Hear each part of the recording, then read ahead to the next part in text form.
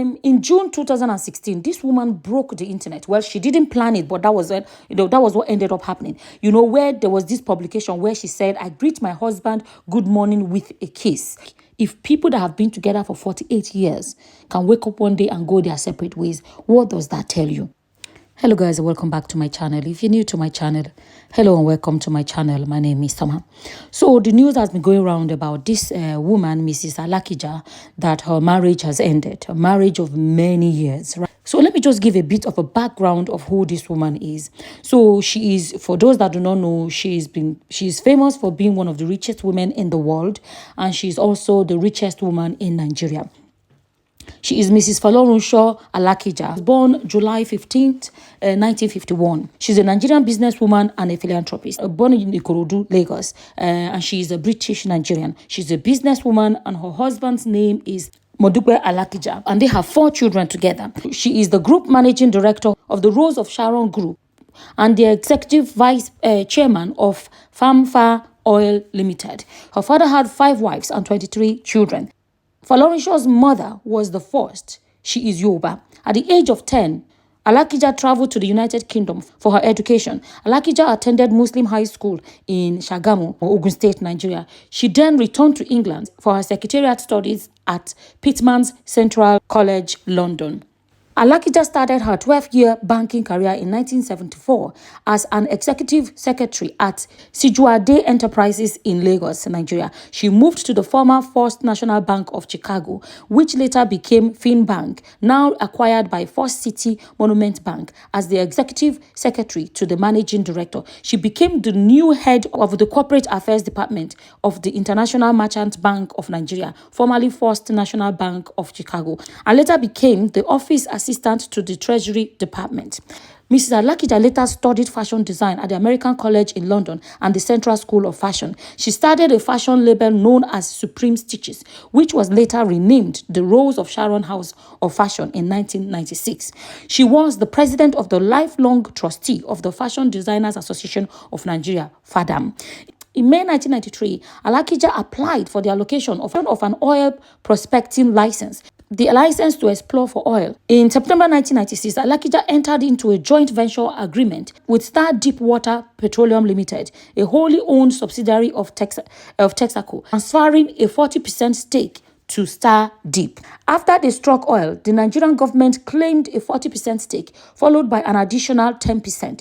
The government argued that if Alakija and her family were allowed to keep their block, Alakija would dispute the claim and win. Mrs. Alakija has been listed among the Forbes World's 100 most powerful women multiple times. On July 17, 2021, Benson Idahosa University, Benin City, bestowed on her an honorable doctorate degree in business administration. Alakija established the Rose of Sharon Foundation to help widows and orphans through scholarship and business grants. In June 2016, this woman broke the internet. Well, she didn't plan it, but that was it. That was what ended up happening. Where there was this publication where she said, "I greet my husband good morning with a kiss." In this popular interview that was published by Punch News, she was asked, "You have been married for close to 40 years. Are you still in love with him the way you were when you met him many years ago?" And this is her reply. "If any one of us is abroad, for instance, the 2 of us would make sure that we call each other a minimum of twice a day. We have spoken 3 times already today. If it wasn't that I was running late for the interview, I would have picked up the phone again to ask him to buy me 3 brushes, but I had to give the job to my assistant to do. So every little thing, we are talking throughout the day." And they asked her, "You are still friends?" She replied, "Very much so. We are lovers, friends, brother and sister." She's speaking about her marriage. Okay. And they asked her, "Where did you meet him?" She said, "We met at a party in Surulere, Lagos, 2 weeks after I relocated to Nigeria from England. The party was in the evening. So my brother, his fiancée and I were attending that event, and we were all seated together. Then came along my husband-to-be. He said to me, 'Why are you following your brother about?' I said, 'What do you mean?' Then he accosted my brother, who he knew well, and said, 'Your sister is a big girl. Why are you allowing her to follow you about?' Then my brother said, 'Stay away from my sister. Leave her alone.' Anyway, we got talking, and after the party, he suggested that I should sit with him in his car rather than sit in in my brother's car so we could carry on with our conversation, and we would be driving in a convoy back to our abodes. So we carry on talking and said good night. But from that night, or as one of us is abroad, there has been no day that we have not seen each other. Ever since that day, we have seen each other every day until one person is away and the other is somewhere else. You know why I'm reading this? Is to show that everything was going well, right? And my point at the end of the day is about some people can actually give it everything and it will still fail. Let's read on. Your name is more popular than his. Do you know if sometimes in his sober moment, he asks himself, why is my wife more popular than I am?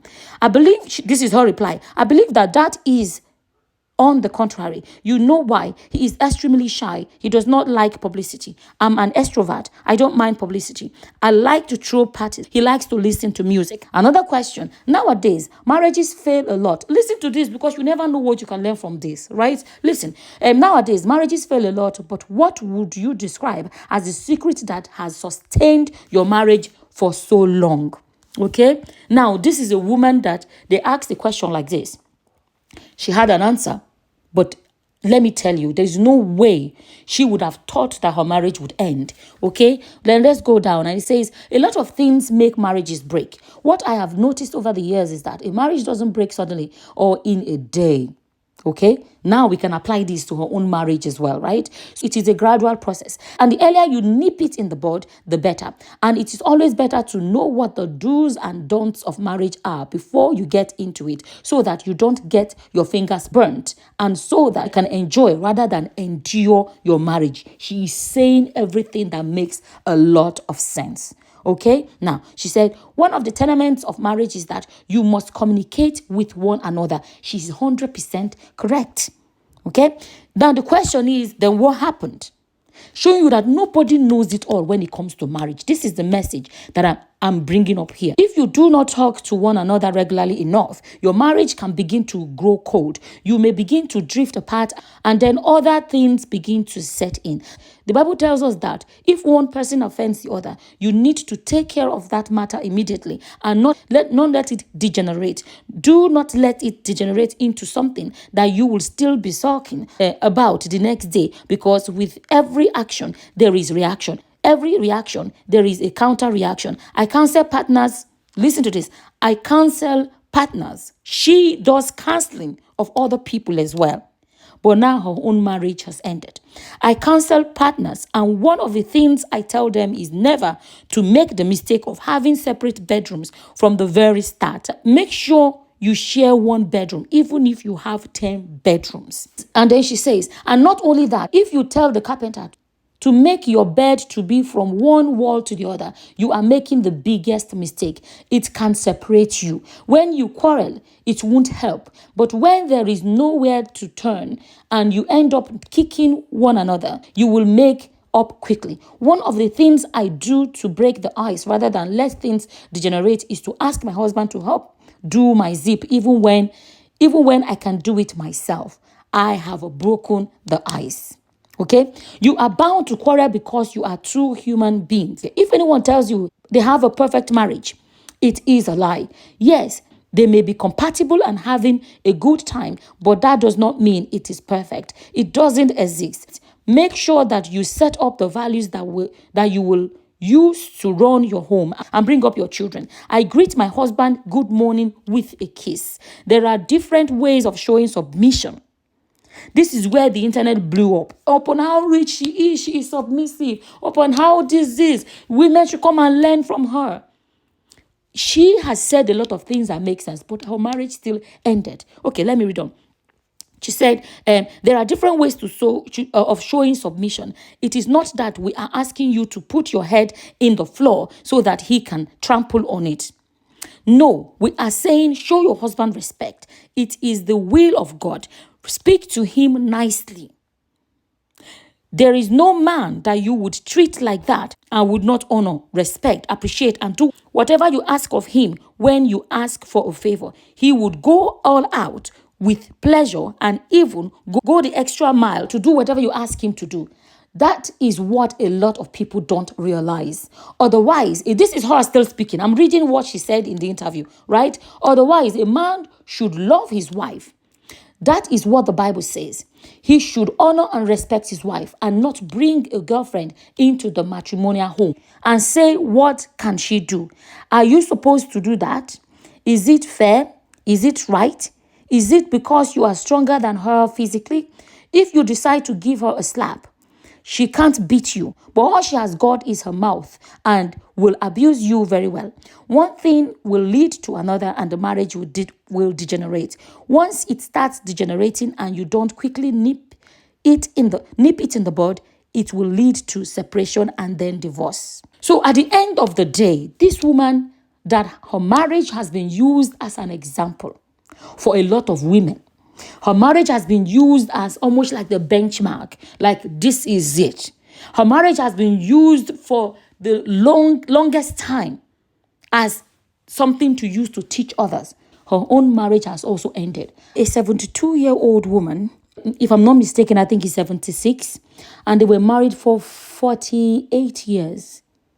You would think they have mastered marriage. You would think, they are at that age where they are rounding up. They've learned so much in 48 years. Like for them to have survived 48 years, like this is it, is happy ever after. But basically, see, my message is this.